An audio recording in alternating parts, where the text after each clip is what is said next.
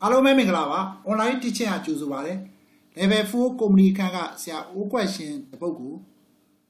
uchapi do ma pipale. Ara company masero na panshi vare, statement of professional on statement of financial possession. A level 4 semasoli zero, statement of professional law, statement of financial possession, na pines low, the bony made it, me one, yabale. Obabi, that's a good. Migoleo, the Chesaruchiao. Study guys out, follow one, Gomi Kanga, Samena, Apie. They are those that go. Migoa, Stadema, Natausa Coma, Midwa get it, Migoli Pepale. Migolio, the Chesalila Gilao, those that they organ, Natausa Coma, Financial Yap Pepale. Fire the Chachime. Hello, 4%. Dibancha 8%. Hello the John Natausa Shema. Pian be yama. Dibancha the Natau Naseli Natau Nasanga Jama, Pian be yama. That's what Dibancha 8% the long dan. Hello the I could say pay Kala Chimesui within 1 year. The Jamro short dan. Short dan Peter Jow Seru Banlo the can't like you. Dibancha the Nan current life at the Utwa. And the Lule, Yendam. Abra, Gago Sachi, and may is my bidare. Nago Shinebida. Panlo intra. Teangaze. The Tiangaze, the Chamabau, we baby da, a two baby da, we baby da, Tambo, Teangaze, baby da. Panga Ubadra Pinade, credit machine, catch a hanger, Debbie Bella. Abra. Dibancha interest or Dibancha do blow, she are baby da. We page vida this year. Okay, distribution cost there. P, they go G, buy battery there, or pandy and battery beta vare. Not down at all. Other pay bear, other receiver, P, bede, can a belu die, down. No, your pache return pache, redeani, Belen, Pidi Pibare, Dinema Manica, T, Chansido, Amiat, Chanado, Amiat. Revenue, Sarah Dan, P share Captain Onishia, Town of Hongaya, Pede Bear, Trade Receiver, okay. Abna, can also that to pay her debit credit, needed, try more. No, those a day, organ not out second, closing date, financial year paid the dema. Cap try the actually. The child additional information. I said it, Dima original Mikumaro, Nabagli, Papa, Palipata, Mishi, totally. Referent Pialua, you are Lualu, not Pianchiara, Shelaja Piania, Regu on Losu, Siabale, Chita on Lucio Dima, the Peda additional information at Sadaliru, a Chawaya to Kujensi Balure, Nabat the Ku Tepi or Shimbiama Pipani. No, Ketazo, and my Jawa Banagushi there, Alone Legu, never Legu. No, being also Yajama, taxation. Abra, taxation at dinner, sign it, Yara Jaga, Shitao, Kuro. Obi, Pamela Begonia. Professor Law Swabiba, statement of Professor Law, Tanisa. P, statement of financial posing. A, B, Nakubila. Ajamlusia. Level 4 sema serubale begon the professional financial nakuzalo mira nyabale komne no dabe teacher lecture na me so yin asin pi bale kanama tekkali phat ji aw 3-month interest that below outstanding so accrue pe bo chan da ban loan interest di 3 la sa pe bo chan neဟုတ်no kanama ni debenture interest outstanding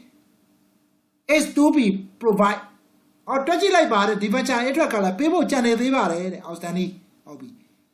The year July not house a con. Ami, Time internet advertising, Palale, nothing later. Shut you swear at Emma, Panalazale, I go on, Sanalazale. This. Internet advertising cost account nema saying ma not B Matumiadi, same Matumiadi. Okay, alright. ဒါကနံပါတ်3 page နံပါတ်4 30ရဲ့ organ 2019 good cost 3000 ခွဲ 3000 ခွဲတန်ပစ္စည်းတွေရောင်းစရိတ်ဘယ်လောက်လဲ 5000 ခွဲ selling price ဘယ်လောက်လဲ 5000 ခွဲဒါဆိုအမြတ်ဘယ်လောက်လဲ 2000 ဟုတ်မလားအမြတ်နဲ့တင်တောင်းလာတယ်အဲ့ဒါကို originally sold to customer sale return basic ပါလာပါပြီရေးတော့အဲ့တော့ customer ကိုရောင်းခိုင်းတာတဲ့အခြားသူတယောက်ကိုရောင်းခိုင်းတာတဲ့ sale return basic အဓိပ္ပာယ်ဟာရောင်းခိုင်းတာတဲ့ရောင်းရရင်ရောင်းရမရောင်းရရင်ပြန်ပို့ဆရာလုပ်ငန်းကစရင်ပြန်သွင်းမယ်ဟုတ်မလား this transaction has been on record in the books account so that goods were not indicate inventory 31 August 2019อ๋อအဲ့တော့ဒီပစ္စည်းနဲ့ပတ်သက်ပြီးတော့ဆရာတို့ရောင်းခိုင်းတာဖြစ်ပေမဲ့လည်းစင်းပိတ်နေမှာ customer ရောင်းပြီးပြီလို့မပြောသေးဘူးတနည်းအားဖြင့်ကိုပစ္စည်းမရောင်းရသေးဘူးဟုတ်မလားရောင်းပြီးပြီလို့မပြောသေးဘူးဒါကြောင့်လို့ဒီပစ္စည်းဒီ customer လက်ထဲရောက်နေပေမဲ့လည်းမိမိပစ္စည်းကမိမိပစ္စည်းပဲဖြစ်တဲ့ကြောင့်စင်းပြန်လဲပြီးတော့တွင်းပေးရမယ်ဟုတ်ပြီနော်ဒါကိုပါခေါ်လဲ sale or return basic လို့ခေါ်ပါတယ်အဲ့တော့ level 4 စစ်မှာဆရာတို့ sale or return basic ကမကြာခဏလာပါတယ်တွင်းပုံတွင်းဒီကိုလည်းဆရာ format ရှင်းတော့ကနော်သေချာလေး theory မှာရှင်းပြပြီးပါပြီဟုတ်ပြီကြောက်ကိုစက်ကြီး31 August 2019ဆိုတော့ပါတယ် closing date အဲ့ဒီမှာ closing inventory လေးပေးထားပါတယ်ဟုတ်နော်ဒါကတော့ taxation တည်တံ့ဖြစ်ပါတယ်ဟုတ်ပါပြီဒါဆိုရင်အားလုံးဘယ်နှချက်လဲ4ချက်1 2 3 4တက်ကဘာနဲ့ဆိုင်လဲဘန်လုံး accrue outstanding ဒီဘန်ချာ2က accrue 3ကဘာလဲ advertising နဲ့ဆိုင်တယ်ဟုတ်ပြီနော်4က closing inventory နဲ့ဆိုင်တယ် sale or return basic တွေပါတယ်ဒါဆိုဘယ်နှချက်လဲ4ချက်အတင်းဟုတ်ပြီဒါလေးကိုဆရာတို့ပထမဦးဆုံးနံပါတ် A ကိုစတွက်ရအောင်ဗါလဲ statement of profit and loss ဟုတ်ပြီအဲ statement of profit and loss တွက်ဖို့စီဆရာတို့အပြင်မှာ working လေးတွေဆွဲဖို့လိုပါတယ်အဲ့ဒါပါတစ်ခုလဲဆိုတော့ level 4စစ်မှာ5ခုဆွဲရပါမယ် revenue ပြီး final cost this is cost of sale admin expense distribution cost တို့ပြီးတော့ဘယ်နှခုလဲ5ခုဆွဲရမှာဖြစ်ပါတယ်ဟုတ်ပြီဒါလို့ဆရာတို့နောက်ဆက်မျက်နှာကိုတွားလိုက်ရအောင်ဒီမှာ139ပြီးသွားတော့နောက်ဆက်မျက်နှာသည်140ဖြစ်ပါတယ်။ working လို့ရေးထားပါတယ် on my revenue နော် cost of sale admin expense distribution cost ပြီး final cost ဒီနှစ်ကားကိုဒီ profit and loss ဆိုင်တယ်။ဒါဆို revenue ကိုဆရာတို့ကြည့်အောင်ပါ balance ဆိုတော့ငကို origin နဲ့ try မှာပေးထားတဲ့တန်ဖိုးထည့်ဟုတ်ပါနော်ဒီမှာလဲပါ balance ဆိုတာ admin expense ငကိုပေးထားတဲ့တန်ဖိုးထည့်။အော်ဒီမှာလဲ distribution cost လဲပါ balance ဆိုတာငကိုပေးထားတဲ့ try နဲ့ကတန်ဖိုးထည့်။ Okay ရပြီနော်ဟုတ်ပြီဒါလေးထည့်ပြီးတော့မှဆိုင်ရာလေးတွားလိုက်ရအောင်နော် revenue တွေကဘာတွေနှုတ်ဖို့လူလဲဆိုတော့ဒီ page မှာဘာတွေပါလဲ sale return တွေပါပါတယ်နော်ပြီးရင် sale or return basic တွေပါပါတယ်ဒါဆို sale or return basic ရဲ့လဲစင်းပြန်လဲပြီးတော့ adjust လုပ်ပေးရမယ် sale return လဲ adjust လုပ်ပေးဖို့လိုပါတယ်ဒါကြောင့် revenue ကိုကြည့်လိုက်ရအောင်အဲ့တော့သူရဲ့ revenue ပါ balance တန်ဖိုး6,865တဲ့ဟာ sale return 3455နှုတ်ပြီး sale or return basic customer ရောင်းခိုင်းတဲ့ပစ္စည်းဒီမိမိပစ္စည်းပဲဖြစ်တဲ့ကြောင့်စင်းပိတ်တဲ့နေမှာသူကရောင်းပြီးပြီလို့မပြောရသေးတဲ့အတွက်ကြောင့်မိမိပစ္စည်းပြန်ပြီးတော့စင်းသွင်းတဲ့အနေနဲ့ revenue မှာပြန်ပြီးတော့မလုပ်ရမလဲနှုတ်ပေးရမယ်။ဘာကြောင့်လဲတစ်ချိန်လုံးကဆရာတို့ revenue မှာမလုပ်ရတာလေပေါင်းထားတာဟုတ်လားအခုကိုပစ္စည်းအယောင်ကမယောင်းရသေးတဲ့ဦးတဲ့အတွက်ကြောင့်လို့အယောင်ကပြန်နှုတ်ပေးရမယ်။နှုတ်တဲ့အခါမှာဆရာတို့ theory မှာရှင်းပြီးပြီဘာလိုက်နှုတ်လဲ selling price တိုင်းနှုတ်ပြီ selling price တိုင်းနှုတ်တဲ့အခါမှာ5,500ဆိုတော့ဘယ်လောက်လဲ55နော်အဲ့တော့3လုံးတင်ထားပါလေဒါဆိုရှင်းလိုက်ရင်ဘာရမလဲ net sale ရပါမယ်အဲ့ဒါ revenue ပါအဲ့တော့ကြော်ကြည့်လိုက်အောင် final cost သွားမယ် final cost မှာနှစ်ခုရှိတယ် debenture interest နဲ့ bank interest အဲ့မှာ try ထဲမှာပါတာတွေကဆရာတို့ငွေပေးပြီးသား try ထဲဟာယူလို့မရဘူးသူ့ရဲ့တကယ်ချီးထားတဲ့ငွေ amount ပေါ်မှာတိုးနှုန်း percent နဲ့တွက်မှာဖြစ်ပါတယ်ဒါကြောင့်လို့ချီးထားတဲ့တကယ်ငွေ amount ဒီဘဏ်လုံးက9000နော် debenture က2000 ဒါဆိုဘယ်လောက်ပါစင်လဲ9000ပေါ်မှာ4% 2000ပေါ်မှာ8%နော်ကဲဒါဆို final call ကြည့်အောင်နော်2000ပေါ်မှာ8%တွက်လိုက်တော့ debenture interest စီ1600ပါ9000ပေါ်မှာ4%တွက်လိုက်တော့ bank interest ဒီ200ပေါင်းလိုက်ရင်1800ဖြစ်ပါတယ်โอเคဒါဆို1800ကိုဆရာတို့ final call ရသွားပြီ revenue ကလည်း64355ရသွားပါပြီကဲပြီးတော့မှဆရာတို့ cost of sale ကိုသွားမယ် cost of sale တွက်ဖို့ဆိုရင် opening inventory ကိုတီးလိုက်ပြီးရင်ပါချေပေါင်းပါချေ return နှုတ်ပြီးရင် closing inventory လည်းနှုတ်ဟုတ်ပြီနော်အဲ့တော့ opening inventory ပါချေ return ကသူ origin နဲ့ try မှာပေးထားပါတယ်တစ်ချက်ကြည့်အောင် order မှာ opening inventory နော်ပြီးရင်ပါချေပါချေ return closing inventory ကျတော့ဆရာတို့ adjust လုပ်အောင်နော်သူရဲ့ပြောကြရက် sale return basis တွေညှိရမယ်နော်လိုပါတယ်ဒါဆို closing inventory အတွက်ဆရာတိတက်အပြင်မှာ working လေးထုတ်လိုက်ပြီးသူပေးထားတဲ့ closing inventory 2893နှစ်အဲ့ဒီကဆရာတို့ပါလေ sale return basis ကိုဗာပြန်လုပ်ပေးမလဲ closing inventory ကိုပစ္စည်းအဝင်ပြန်ပြမယ်ပြတဲ့ကံမှာပါလေ cost ဆက်ပြမယ်အဲ့တော့သူက cost 3000ခွဲတန်ကို9000ခွဲနဲ့ရောင်းတယ် cost စီ3000ခွဲဆိုတော့35အဲ့ဒါ sale return basis ဆိုတော့ပြန်ပေါင်းပေးရမှာဖြစ်ပါတယ်ရှင်းလိုက်တဲ့အခါမှာ2896ခွန်အဲ့ဒါဒီ cost of sale မှာစရန်သွင်းအနှုတ်နဲ့သွင်းပါတယ် closing inventory ဒါဆိုရှင်းလိုက်ရင်2363ခွန်ဒီ cost of sale ဖြစ်ပါတယ် okay ပြီးရင်ဆရာတို့ admin expand သူပေးထားတဲ့ဟာမှာ admin expand ခေါင်းစဉ်အောက်ကိုထည့်ရမယ်အကြောင်းအရာတက်ခုမှမရှိပါဘူးပြီးရင် distribution cost သူ့ရဲ့ထည့်ရမှာရှိပါတယ် distribution cost ဒီ internet advertising เนาะအဲ့တော့ပစ္စည်းတွေရောင်းဖို့အတွက်ကို advertising ကြော်ညားပါတယ်เนาะဒါဒီ distribution နဲ့ဆိုင်ပါတယ်အဲ့တော့သူ့ရဲ့ပေးချက်လေးကိုတစ်ချက်ပြန်ကြည့်အောင်เนาะတနစ်စာကိုသူဘယ်လိုပုံစံလေးနဲ့ပေးထားလဲဒီမဲ့အဲ့တော့ advertising ကြော်ညာအတွက်ကိုတဲ့ schedule ဆွဲလိုက်တဲ့အခါမှာဆရာတို့ဗာလဲတနစ်စာ240ဖြစ်ပါတယ်ဟုတ်နော်တရက်ဇူလိုင်2019စတရက်ဇူလိုင်2019စ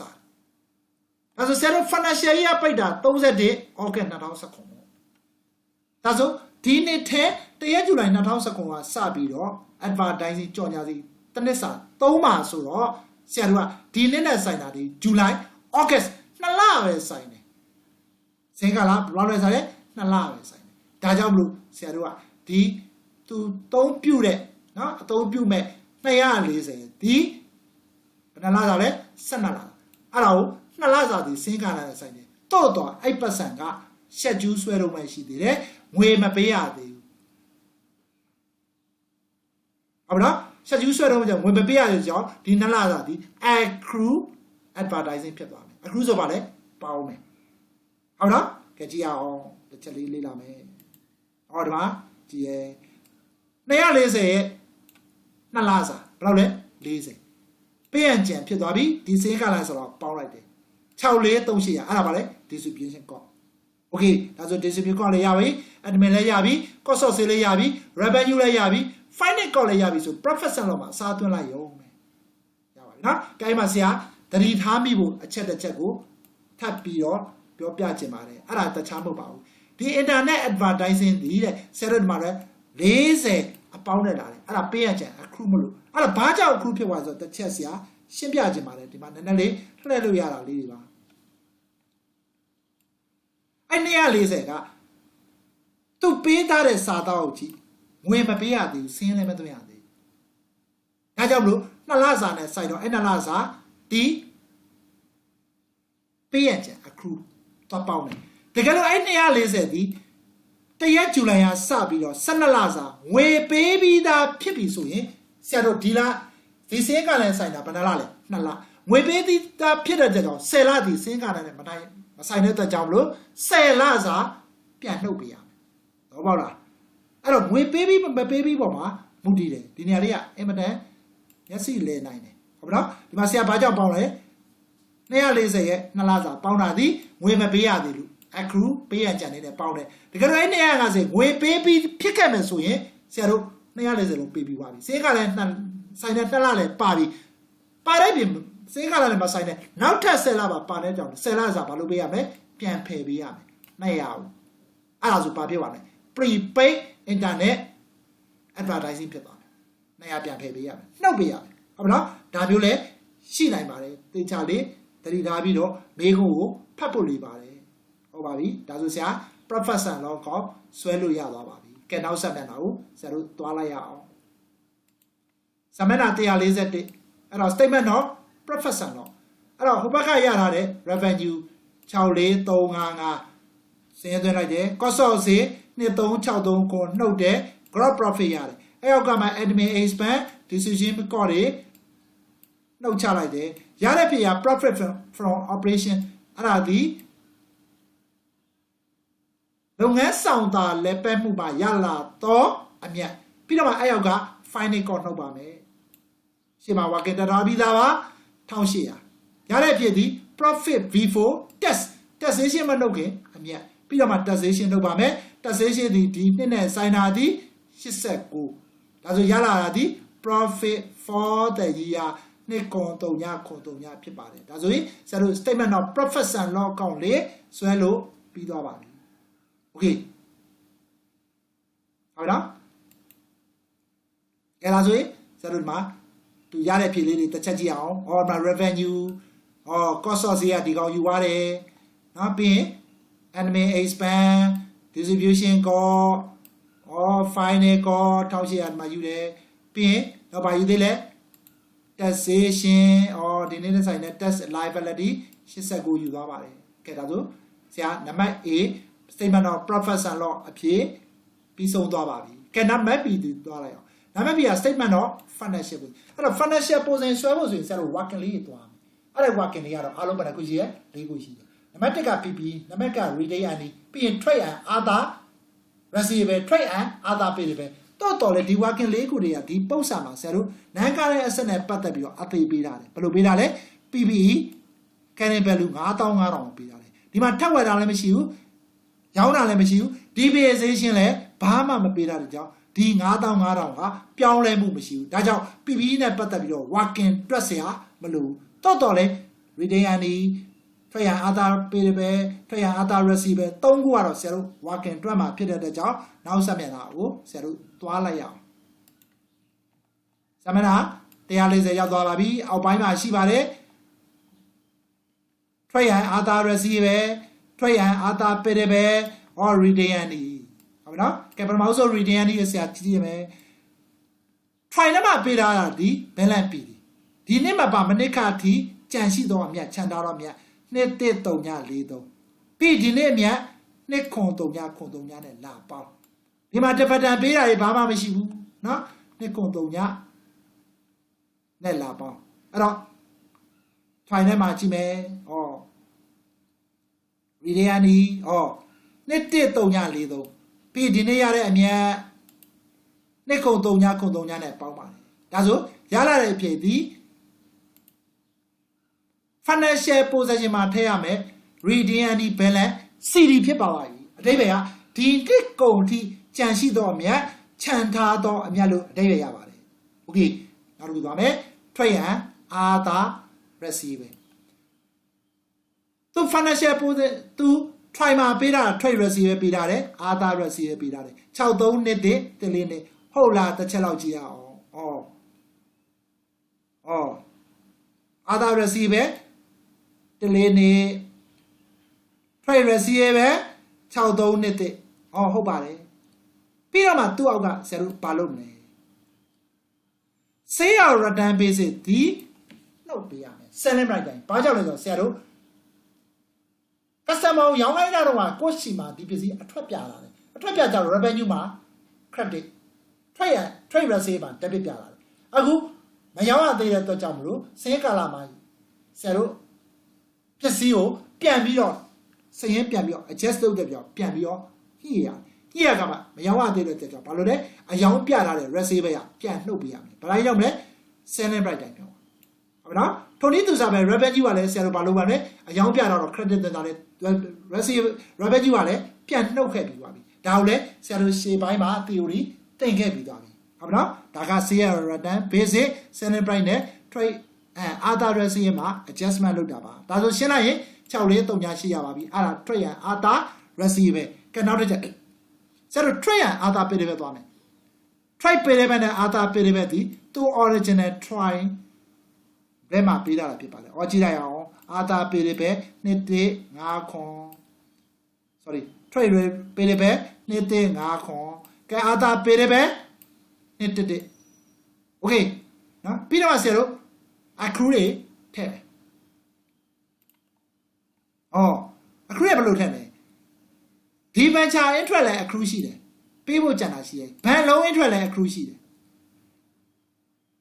internet advertising လည်း accrue ရှိတယ်။ accrue ဘယ်လိုမျိုးရှိလဲ။၃မျိုးရှိတယ်။ကဲပထမဆုံး debenture interest ကိုတစ်ချက်ကြည့်။နော် debenture ဒီဘယ်လောက်လဲ28% 28% ကိုတစ်နှစ်စာဘယ်လောက်လဲ1600ပါ။တော့တော်လဲ try ထဲမှာဘယ်လောက်ပေးပြီးသားလဲ800ပေးပြီးသားဆိုပေးရန်ကြံသည်800 okay ဘဏ်လုံး interest ကိုကြည့်သူဒီ9000ကြည့်တယ်အတိုးကြီး 4% ဒါဆို200 try ထဲမှာပါတာဒီငွေပေးပြီးသား150ဆိုပေးရန်ကြံသည်50ဟုတ်ပြီထိုနည်းသူစားပဲ accrue internet advertising ကြတော့240ဒီတစ်နှစ်စာ12လစာစင်းကာလနဲ့ဆိုင်တာဒီ2လစာပဲဆိုင်တော့စနစ်နဲ့စာ2နဲ့မြောက်40အဲ့ဒါလည်းငွေမပေးရသေးတော့ accrue ဟုတ်နော်ကဲဒါတွေကလည်းသူပု္ပ္ပစာပေးချက်ပါ order မှာကြီးဘတ်နော်ဘတ်လုံး9000 debenture 2000 4% 8% ပြီးရင်ဒီမှာ debenture interest ကဘယ်လောက်လဲ800ပေးပြီးသား bank interest ကဘဏ်လုံး interest က150ပေးပြီးသား try ထဲမှာရှိတဲ့တန်ဖိုးဒီငွေချေပြီးသားလို့နားလည်ပေးရမယ်ဟုတ်ပြီအဲ့ဆိုဆရာတို့ဗာပြီးသွားပြီလေသူ့ရဲ့ working financial position ရဲ့ working trade other period ပဲလေပြီးသွားပါပြီရှင်းလိုက်ပါ3နှစ်5ရှိရပါအဲ့ဒါဒီ financial position ကိုသွားဟုတ်ပြီဒါဆိုနောက်စာမျက်နှာကိုဆရာတို့သွားလိုက်ရအောင်စာမျက်နှာ1-4ရောက်သွားပါပြီအောက်ချမ်းမှာ statement of financial position 31 August 2019 date ပါပထမဆုံး financial position မှာနှစ်ပိုင်းရှိပါတယ်အပေါ်ချမ်းနဲ့အောက်ချမ်းအပေါ်ချမ်းဒီ asset အောက်ချမ်းဒီ equity and liability ပထမဆုံး asset ကိုရင်သွားမယ် asset မှာနှစ်မျိုးခွဲထားတယ် non current asset current asset non current asset ရဲ့အောက်မှာ PPE ရှိပါမယ် PPE ဒီ division လောက်တာတွေမပြောထားဘူးပြီးရင်သူ့ဘဲကြောင်းကြတယ်လည်းမပါဘူးအဲကြောင့်ငကို financial try မှာရှိနေတော့9000ဝဲကိုပဲထည့်ပါတယ်ပြီးရင် current asset လာမှာပဲ current asset မှာ closing inventory တန်ဖို့2896ခွန်ဝါကင်မှာတွက်ထားပြီးပါပြီเนาะ trade other receipt တန်ဖို့ဝါကင်မှာတွက်ထားပြီးပြီ catch and catch equivalent တန်ဖို့ဘာမှရှိလဲ try မှာရှိပါတယ်ပေါင်းလိုက်ဘာဆက်လဲ current asset ဖြစ်ပါတယ် total current asset ဒီ current asset နဲ့9500 non current asset ပေါင်း9360ဒီ total asset ဒါဆို financial position ရဲ့အပေါ်ချမ်းပြီးသွားပါပြီရလားအဲ့ဒါဆိုဟုတ်လားပြန်ပြီးတော့ဆရာတို့တစ်စီဆောင်ပြန်ပြီးတော့လေ့လာကြည့်အောင် order မှာကြီး cash 85เนาะ catch equivalent လို့သုံးတယ်နောက်ပြီးတော့ non current asset 9500ဟုတ်ပါပြီအဲ့တော့ closing inventory ဟုတ်လားကြည့်အောင်မှန်တာပေါ့ဒီမှာ closing inventory 2896ခွန်ပြီး trade and other receipt ပဲဟော6438ရှေ့ okay နော်အကုန်မှန်တယ်ကြဒါဆို financial position အောက်ချမ်းသွားမယ် equity ရလိုက်ပြီပထမဆုံးဆရာ equity ရင်သွားမယ် equity ဒီ share capital ရှိမယ်နော်1နှစ်900အဲ့ဒါ try ထဲမှာပေးထားချက် retain ဒီ working ရလာမယ်အဲ့နှစ်ခုပေါင်းရင် total equity ဟုတ်နော်ပြီးရင်ကဒါလေးကိုတစ်ချက်ပြန်ပြီးကြည့်အောင်နော် share capital ဟောဒီမှာ share capital 12500နောက်ပြီးတော့ retain အနေနဲ့ဒီမှာ working တွက်ထားတယ်4833အဲ့တော့ဒါဆို total equity ရပါပြီကဲအောက်ချမ်းကြီးအောက်ချမ်းမှာ current liability နှစ်မျိုးရှိရဲ non current liability ရဲ့ current liability non current liability ဆိုတာနှစ်ရှည်ကြီးပဲနှစ်ရှည်ဆိုတာတစ်နှစ်အထက်ချက်မှပြန်ပေးရမှာဘယ်ရကြည့်လဲ financial ဆွဲတဲ့ date ကကြည့်ပါတယ်အဲ့ဒါတစ်ချက်တည်းတာပါတချို့ကတစ်နှစ်ထက်တစ်နှစ်အောက်ဆိုတာဘယ် date ကကြည့်လို့ကြည့်ရမှန်းမသိတာလေအများကြီးရှိပါတယ်နော်ဒါကြောင့်မလို့သူက water data နဲ့ပြင်နဲ့တက်ခါဒီမှာလွဲချော်ပြီးတော့သွင်းမိတာလေဆိုရင်တက်မဲ့အမှတ်ရော့နိုင်ပါတယ် အဲ့တော့တနေ့တက်တနေ့ကြောက်ဆိုတာနှစ်စမကြည့်ပါဘူးအခုဆွဲတဲ့31 August 2019ဆိုတဲ့ financial position ဒိတ်ကကြည့်မှာဖြစ်ပါတယ်ဒါဆိုဒီဒိတ်ကကြည့်တနေ့အတွင်းဆိုရင် current live view ကိုသွားတနေ့ကြော်တယ်ဆိုရင် non current live view ကိုသွားပါမယ်ဒါဆိုဒီမှာဆရာစင်ရင်သွင်းထားပါတယ်2000နှစ်3ညာနှစ်လေးနှစ်3ညာနှစ်ကားဒီဒီဘက်ချာသူဒီတနှစ်ကြော်ပါတယ်ဟုတ်ပြီနော်ဒါကြောင့်2000ဒီ non current live view ကိုသွားပါတယ်ကဲ current live view အောက်မှာတော့မရှိတယ်4% ဘန်လုံးရှိတာလေသူဒီတက်နေသွင်းဖြစ်ပါတယ်ငါတော့ပု္ပ္ပစာကပေးထားချက်ရဒါကြောင့် current live view ကိုသွားပါတယ်ဟုတ်ပြီပြီးရင်ထွက်ရန်အာသာပေရဘယ်ဒီဝါကင်တွက်ပြီးသားပြီးတက်စေးရှင်းဟုတ်ပြီနော်အဲ့ဒါလေသူရှင်းပါပေးပြီးသားနော်ပြီးကတ်ချန်ဝေးပလန်နဲ့ဘန်က overdraft ဖြစ်ပြီးသားဖိုင်မှာပေးပြီးသားဘန် overdraft အနေနဲ့ဒါကြောင့်ပေါင်းလိုက်ရတဲ့ဖြစ်ဒီ total ကိုင်းလိုက်ပြီအဲ့ total ကိုင်းလိုက်ပြီဒီက2000နဲ့ပေါင်းဘာရမလဲ total liability အဲ့ total liability နဲ့ဘာနဲ့ပေါင်းမလဲတစ်ချက်ကြည့်အောင် total equity နဲ့ပေါင်းလိုက်ရတဲ့ဖြစ်ဒီအောက်မှာကြီးဘာလဲ total equity and liability အဲ့ဒါ financial position အောက်ချမ်းဖြစ်ပါတယ်ဒါဆိုအပေါ်ချမ်းက total asset အောက်ချမ်းက total equity and liability အပေါ်အောက်ကိုက်သွားပါပြီเนาะဒါဆိုဆရာသုံးလိုက်တဲ့ကိုင်းလိုက်ပြီးအောက်ကအချက်လေးတွေဟုတ်လားတစ်ချက်ပြန်စမ်းစစ်ကြည့်အောင်ဒီမှာကြည့်အောင်ထွက်ရန်အာသာပေတွေပဲမှန်ပါတယ်ဟုတ်ပါ့ပြီးရင်ဆရာတို့ try ထဲမှာရှိနေတဲ့ ban overdraft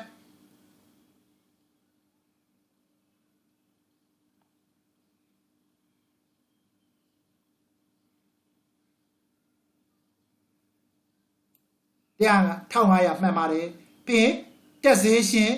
ပေးရမှာ89ဒီနေ့နဲ့ဆိုင်တာ89ပေးဖို့ကြံပါတယ်မပေးရသေးပါဘူး89 estimate ပဲရှိပါသေးတယ်ဒါလည်းမှန်ပါတယ်ဟုတ်ပါလားဒါဆိုရင်ဆရာတို့ financial position အနေဒါလည်းကိုက်သွားပါပြီဒါဆိုဆရာဒီပုံစံကို professional law financial position နှစ်ခုစလုံးအတွက်ကိုပုံစံတွက်ချက်လို့ပြီးပါပြီကဲအဲဆိုနောက်တစ်မျက်နှာကိုရှင်းလင်းချက်လေးတွားလိုက်ရအောင်နော်တဘောတရားရှင်းလင်းချက်တွေတွက်ခဲ့တဲ့အကြောင်းအရာတွေကိုဒီမှာအသေးစိတ်ထပ်ပြီးတော့ရှင်းပြထားပါတယ်ကဲကြည့်အောင်ရှင်းလင်းချက်အဲ့တော့တစ်ကဘာချမဟုတ်ပါဘူးနော်ဒီကတစ်ဆိုရင်ဟိုပု္ပ္ပစာမှာလဲတစ်လို့ညွှန်းပေးထားပါတယ်နော်ရှင်းလင်းချက်နှစ်ဆိုရင်ပု္ပ္ပစာမှာလဲနှစ်လို့ညွှန်းပေးထားပါတယ်လွယ်ကူအောင်လို့မြင်သာအောင်လို့နော်ထင်ရှားအောင်လို့ဖြစ်ပါတယ်တိုးတော်လဲပု္ပ္ပစာတွေမှာတော့ဒီ1 2 3 4ဆိုတာမပါရှိပါဘူးနော်တက်လေးထည့်ပေးထားတာဖြစ်ပါတယ်ကဲဒါဆိုရင်ဇာတ်တစ်တိုင်းသွားလိုက်အောင် training ပါတော့ဘန်လုံး interest 150ဒီတဲ့ငွေပေးပြီးဖြစ်ကစင်းကာလာနဲ့ဆိုင်တို့ဘတ်လုံး interest မှာ200ဖြစ်တဲ့အတွက်ကြောင့်မလို့ပေးရန်ကြံ accrue ဘန်လုံး interest 50ဖြစ်ပါသေးတယ်ဒါကြောင့်ကိုင်းလိုက်ပြီးအောက်ကိုသူသွားတာပြီး final cost ခေါင်းစဉ်အောက်တွင်တဲ့ဘန်လုံး interest ဘယ်လောက်ထည့်မလဲ200ထည့်မယ်အာသာပေးတဲ့ဘက်ခေါင်းစဉ်အောက်မှာ accrue ဘန်လုံး interest ဘယ်လောက်ထည့်မလဲ50ထည့်မယ်ဘာကြောင့်လဲ150ပေးပြီးသွားလို့ရပြီနော် 4% ဘန်လုံးကိုတဲ့ဂျွန်2018တွင်ပြန်လည်စမယ်ဖြစ်က financial year date ကကြည့်မှဆိုရင်တက်နေတယ်ဒါကြောင့်မလို့ financial position ဆွဲတဲ့အခါမှာ31 August 2019မှရည်တွက်တော့တနေ့အတွင်းဝင်တဲ့အတွက်ကြောင့်မလို့၎င်းကိုကိုင်းလိုက်ပြီးအောက်တင်ပေါ်ပြပါပြီအသေးစိတ်ရေးပေးထားပါတယ်ဟုတ်ပြီနော်ကနံပါတ်1ဒီဘက်ကျ interest ဘယ်လောက်လဲ2000ပါမှာ8ပါဆို1600ပါ training ပါတော့ debenture interest ရှိရသည်ငွေပေးချေပြီးဖြစ်တယ်စင်းကလည်းနဲ့ဆိုင်တဲ့ debenture interest က1600ပါပေးရန်ကြံ accrue debenture interest က800ဖြစ်ပါတယ်ဒါကြောင့်မလို့ final cost ကောင်းစိတ်အောင်မှာ debenture interest ဆိုပြီးတော့1600ရေးပြီးတော့အာသာပေးတဲ့ဘက်ကောင်းစိတ်အောင်မှာတော့ accrue debenture interest ဆိုပြီးတော့800ပဲရေးရမှာပဲဘာကြောင့်လဲ800ငွေပေးပြီးသားဖြစ်လို့ပါဟုတ်ပြီဒါနံပါတ်1ချက်နံပါတ်3တရက်ဇူလိုင်2019မှ12လစာနော် interest advertising 2,400ဆိုတာ240ဟာတဲ့စရင်ကလည်း2လတာဆိုင်တဲ့အတွက်ကြောင့်ငွေမပေးရသေးသဖြင့်ဗတိဒါနော်ပေးရကြ accrue internet advertising 40ဖြစ်ပါတယ်2လပဲဆိုင်လို့ဟုတ်နော်အဲ့တော့သူဒီ distribution cost ခေါင်းစဉ်တွင်တဲ့ internet advertising ဆိုရင်40ရေးပဲအာသာပေတဲ့ဘက်ခေါင်းစဉ်မှာလည်း accrue internet advertising ဆိုရင်40ပေါ်ပြပါမယ်ဟုတ်ပြီနော်ဒီနေရာမှာတကယ်လို့ငွေမပေးရသေးလို့ပြောထားတယ်ငွေပေးပြီးသွားရင်တော့ပုံစံတစ်မျိုးဖြစ်သွားမယ်accrue ကဘာပြောမလဲ prepaid ပြောင်းမှာ prepaid ဆိုဘယ်နှလားလဲ10လစာ200နှုတ်ပေးရမှာဖြစ်ပါတယ်ဒါလေးတစ်ချက်မှတ်ထားပေးပါဟုတ်ပြီနံပါတ်4စင်းကာလာကုံဆုံးချိန်မှာတဲ့ sale or return basis ဖြင့်အယောင်းစင်းရင်သွင်းထားတဲ့ကုန်ပစ္စည်းတွေမရောင်းရသေးတဲ့အတွက်ကြောင့်မလို့ပြန်လည်စင်းရင်သွင်းရမယ်ဒါလေး transaction လေးချိန်မရအောင်ဆရာအရင်တော့ဘယ်လိုစင်းသွင်းကြလဲအခုဘယ်လိုဘာကြောင့်ဒီလိုပြန်စင်းသွင်းရလဲဆိုတက်ချက်လေးဒီမှာရှင်းပြထားပါတယ်ဒါ format မှာလည်း theory မှာလည်းဆရာရှင်းပြထားပြီးဖြစ်ပါတယ်ကဲကြည့် customer တို့ပို့စဉ်ကျွန်တော်ပို့ပြီနော်ရောင်းတဲ့အယောင်းစင်းသွင်းတာတော့ receivable မှာ revenue မှာ credit trade receivable မှာ debit မိမိစရင်ပြန်သွင်းတဲ့အခါမှာပြန်တော့ revenue မှာ debit ပြန်ဝင် trade receivable မှာ credit အထက်ပါလှုပ်ဆောင်ချက်တွေတဲ့ selling price တို့မို့ invoice price အတိုင်းဖြစ်ရမယ်ဒါဆိုဒီပုံစံမှာ selling price ပေါ့လေ55 5000ခွဲဆို55ထို့နောက် closing inventory တွင် cost တိုင်းပြန်ပေါင်းပေးရမယ် cost တိုင်းဆိုဘယ်လောက်လဲဒီပုံစံမှာ3000ခွဲဆိုတော့35ဒါတွေကိုလည်းဆရာအသေးစိတ်ပြန်ပြီးတော့ရှင်းပြထားပါတယ်ဒါဆိုရင်ဆရာတို့ဒီမေးခွန်းလေးရဲ့ဒီနဲ့ပတ်သက်ပြီးတော့ဒီလိုဖြေကြားချက်တွေကိုတည်တည်ချာချာလေးနားထောင်ပြီးတော့တည်ချာလေး2ခေါက်3ခေါက်တော့ repeat နားထောင်ပြီးတော့ပြန်လေ့ကျင့်ထားမယ်ဆိုရင်ဒီလိုပုံစံတူးလာခဲ့မယ်ဆိုလို့ရှိရင်ဆရာတို့အမှတ်ကိုအများကြီးအပြည့်ပြီးပါရမှာဖြစ်တဲ့ဆိုတဲ့အကြောင်းပြောကြရင်းနဲ့နော်ဆရာရဲ့ဒီနေ့ပို့ချချက်ကိုဒီမှာပဲညီကုန်းချုပ်ပြရစီနော်အားလုံးကိုစိတ်နှစ်ပြားကျမ်းမာချမ်းသာစွာနဲ့နော်စာတွေကိုလည်းတည်တည်ချာချာထဲထဲဝင်ဝင်လေးစနစ်တကျလေးလေးလာစီးပူးနိုင်ကြပါစေကြောင်းဆုမွန်ကောင်းတောင်းပေးလိုက်ပါတယ်